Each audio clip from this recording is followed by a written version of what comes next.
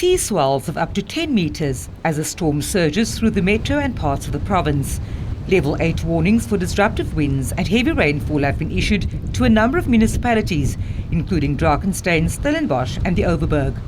Officials say the biggest concern at the moment is informal settlements, while there is also a fire warning for the Southern Cape. Areas like Wuppertal and Eerselsbank in the Cederberg are cut off due to flooded roads. On the west coast, our big problem is up in the kind of Cederberg mountain area, in the Cederberg municipality. Wuppertal, last year in June, it was cut off for quite a while. Again, we are seeing areas there, Eerselsbank and into Wuppertal that are closed, and we obviously need to monitor that to make sure that we're able to create access there as soon as possible. There's a couple of main, there's quite a few roads that are closed, but the main kind of concerns for us in Meyringspoort, we have a situation where a truck was blown over. The provincial traffic and the fire and rescue services are there working on removing that truck. I think they've already actually achieved that.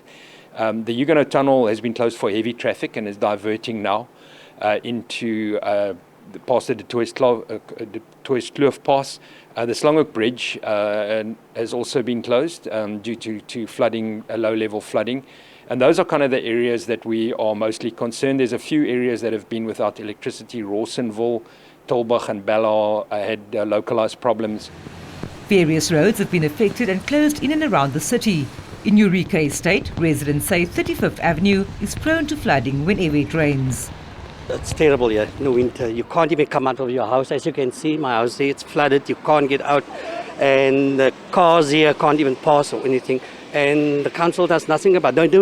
They don't even clean their drains here. So if they clean the drains, you won't have this. Residents of the island's informal settlement in Khayelitsha are fearing the days to come.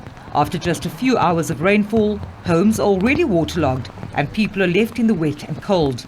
Many of the residents here are battling to keep dry amid the inclement weather. My experience, I can say, is the shaking of the house because there was a very windy yesterday morning. I think it was around 2 o'clock. There was a very strong wind. There's also a rain. So we are facing the difficulty with that. And also in roads, there are water in the roads. We are unable to go out because of this rain, of this issue. Relief organizations say they've been inundated with pleas for help. Almost 10,000 people in affected areas across the province have already appealed for humanitarian aid. It's only day one of the disaster predicted for the next 5 days. And for our assessments done on the ground from Ward 99, which is close to 4,000 people displaced, the island informal settlement where we are now, Makaza, Kosovo in Philippi has called us, Polar Park Philippi, Kanana informal settlement, Guguletu, Barcelona informal settlement, Guguletu, Lawandle, Nozamo in Strand. The numbers thus far needing requires is close to 10,000 people. Disaster management officials say they have not had to effect any evacuations yet, but are monitoring rivers, dams and flood-prone areas. Thunderstorms and heavy rainfall are expected for the rest of the week. Vanessa Puna, SABC News, Cape Town.